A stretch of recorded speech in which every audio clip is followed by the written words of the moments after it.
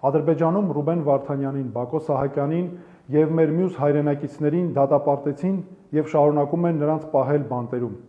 որովհետեւ նրանք հայ են։ Այդ գործերով մեղադրական եզրակացությունները հասնում էին հարյուրավոր էջերի։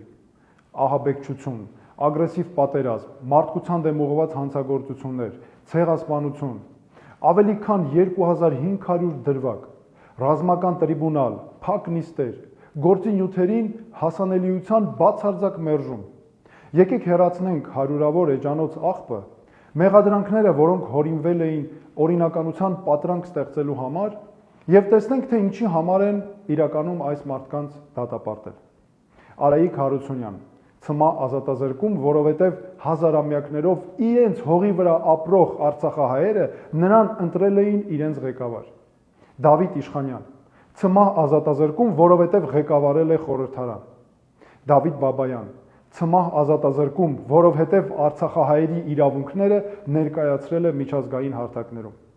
Լևոն Մնացականյան, Ցմա ազատազրկում, որովհետև իր հայրենակիցներին պաշտպանել է ոչնչացումից։ Դավիթ Մանուկյան, Ցմա ազատազրկում, որովհետև օգնել է այդ հարցում։ Արկադի Ղուկասյան եւ Բակո Սահակյան, 20-ական տարի ժամկետով ազատազրկում, որովհետև որպես ղեկավարներ ժամանակին ապահովել են իրենց հայրենակիցների գոյատևումը։ Նրանք Ցմա ազատազրկման չեն դատապարտվել միայն այն պատճառով, որ ադրբեջանական օրենքը թույլ չի տալիս։ Նրանք 65 տարեկանից բարձր են։ Ռուբեն Վարդանյան, ազատազրկում 20 տարով, որովհետև եկել էր օգնելու։ Ռուբեն Վարդանյանն ինքը այդ դատավճիռն անվանեց ոչ թե դատ, այլ դատաստան։ Մարդը չնայած միլիարդավոր կարողությանը հայտարարեց, որ հրաժարվում է ռուսական քաղաքացիությունից, որպեսզի կանգնի 120,000 հայերի կողքին, որոնք սովի մատնվեցին շրջափակման պայմաններում։ Նա եկել էր ոչ թե պատերազմելու, այլ որպեսզի մարդիկ սովից չմեռնեն։ Դրա համար ազատազրկում 20 տարով։ Հիմա ասեք, որն է նրանց իրական մեղքը։ Նրանք ղեկավարում էին դպրոցներ, ապահովում էին ջրամատակարարում, կազմակերպում էին ընտրություններ, ուսուցիչների եւ բժիշկների աշխատավարձեր էին վճարում, կազմակերպում էին տարհանումներ հրետակոծությունների տակ, վարում էին հրադադարի բանակցություններ, շրջափակման ժամանակ մարդկանց կերակրում էին։ Բաքուն սա որակում է որպես ահաբեկչություն։ Ես դա ասում եմ ուղիղ, որպես իրավաբան եւ որպես մարդ, որը 6 տարի մարդու իրավունքների պաշտպանի պաշտոնում եւ հետո որպես փաստաբան փաստագրել է այն ամենը, ինչ կատարվել է Արցախի հայերի նկատմամբ։ 2016 թվականի ապրիլյան պատերազմի գլխատված մարմիններից մինչև 2023 թվականի սեպտեմբերի էթնիկ զտումներ Արցախում։ Վարդենիսում հայ կանանց խոշտանգելուց ու ջերմուկում հայորդիների մարմինները անարգելուց մինչև խաղաղ բնակիչների սպանություններ։ Այս մարդկանց դատում են նրա համար, որ նրանք հայ են, որոնք չհրաժարվեցին հայ լինելուց հայկական հողի վրա, որ չվերացան, որ ինքնակազմակերպվեցին, որ պաշտպանեցին ընտանիքներ, որ կրթեցին երեխաներ, որ բուժեցին հիվանդներին, որ ապրեցին։ Երբ մարդկանց հետապնդում են նրա համար, որ նրանք հայ են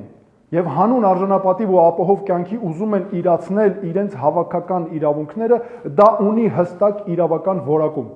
Միջազգային քրեական դատարանի կանոնադրությունն այդ արարքները համարում է միջազգային հանցագործություններ, որոնց հիմքում էթնիկ պատկանելիությունն է, այսինքն հայ լինելը։ Այդ հանցանքների կատարողը Ռուբեն Վարդանյանը չէ, որը եկել էր օգնության Արցախ, Լեռնային Ղարաբաղ։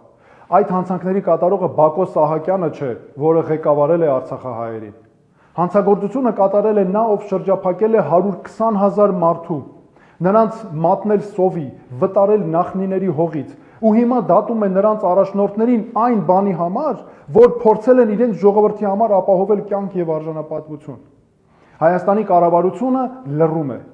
Արկադի Ղուկասյանի եւ Բակո Սահակյանի վերաբերյալ դատավճիռները հրապարակվեցին ճիշտ նույն ժամանակ, երբ Նիկոլ Փաշինյանն ու Իլհամ Ալիևը Աբու Դաբիում միասին խաղաղության մրցանակ էին ստանում։ Կառավարությունը շաբաթներով չի կարողանում ձևակերպել դիրքորոշում մեր այն հայրենակիցների նկատմամբ Ցմահ ազատազրկման դատավճիռների վերաբերյալ, ում անվտանգությունը հենց այդ կառավարությունն էլ հանձն էր առել պաշտպանել։ Այնուհետև Իլհամ Ալիևը բացահայտ հայտարարեց. Ոչ մի հնարավորություն չկա Արցախյան կամ Լեռնային Ղարաբաղի առաջնորդների ազատ արձակման համար։ Եվ Երևանը դա ընդունեց որպես իրողություն։ Այս լռությունը չեզոքություն չէ։ Այսպիսի դեպքերում, երբ պետությունը լռում է սեփական քաղաքացիների դատավճիռներին ի պատասխան, ուրեմն համաձայն է, ուրեմն համերաշխ է այդ մեղադրանքների հետ։ Ընդունում է, որ Արցախի կամ Լեռնային Ղարաբաղի հայկական ինքնակառավարումը հանցագործություն էր, որ հայ լինելը Շուշիում պատժելի էր, որ Ստեփանակերտում դպրոց կառուցել նահաբեկչություն էր։ Ես սա ասում եմ ոչ միայն որպես իրավաբան, ոչ միայն որպես մարդու իրավունքների նախկին պաշտպան, ոչ միայն որպես քաղաքական գործիչ, ես սա ասում եմ որպես հայր եւ որպես որդի։ Եթե այսօր հայերին դատում են, որովհետև նրանք հայ էին Շուշիում ու Ստեփանակերտում, վաղը նույն հիմքով կփորձեն դատել մեզ, որովհետև հայ ենք Մարտունիում ու Գյումրիում, Արարատում ու Երևանում։ Այս դատավճիռների հիմքում ադրբեջանական իշխանությունը դրել է պարզ տրամաբանություն։ Հայ լինելը, հայկական ներկայությունն ինքնին հանցագործություն է։ Եվ նրանց այս տրամաբանությունն աշխարհագրական սահմաններ չունի, տարածում են այնքան, որքան ուզում են, որքան կստացվի ու որքան կարող են։ Եվ դրան տարածվել թույլ է տալիս Հայաստանի Հանրապետության լռությունը։ Պետության լռությունն այս դատավճիռների հարցում ոչ զգուշավորություն է, ոչ էլ դիվանագիտություն։ Դա միայն ամոթալի վախկոտություն ու խայտառակություն չէ, դա ավելի վատ է, դա քայլ է դեպի ինքնաոչնչացում, որովհետև պետությունը, որը համաձայնում է, որ իր քաղաքացիներին կարելի է դատել նրանց ինքնության համար, վաղ թե ուշ դադարում է լինել պետություն։